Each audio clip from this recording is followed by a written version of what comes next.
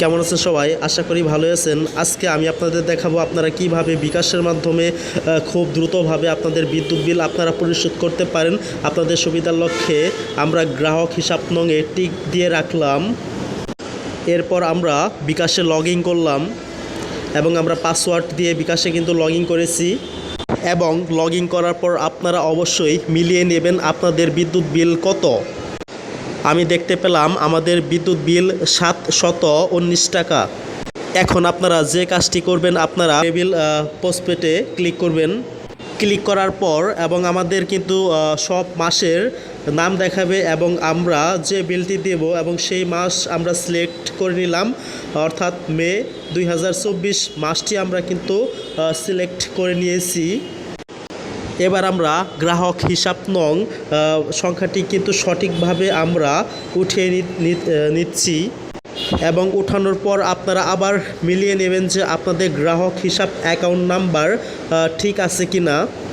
ঠিক থাকার পরে আমাদের কিন্তু এখানে অ্যামাউন্ট দেখাচ্ছে 719 টাকা এবং আমরা যদি বিদ্যুৎ বিলে লক্ষ্য করি তাহলে কিন্তু আমরা দেখতে পাবো সেখানেও কিন্তু 719 টাকায় এসেছে। অতএব এটি সঠিক।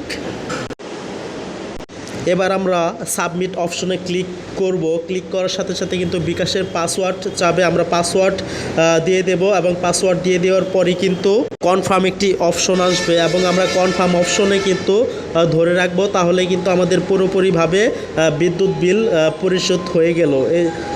এবং আপনারা আপনাদের ফোনে একটি মেসেজ পাবেন যে ইউর বিদ্যুৎ বিল সাকসেসফুলি।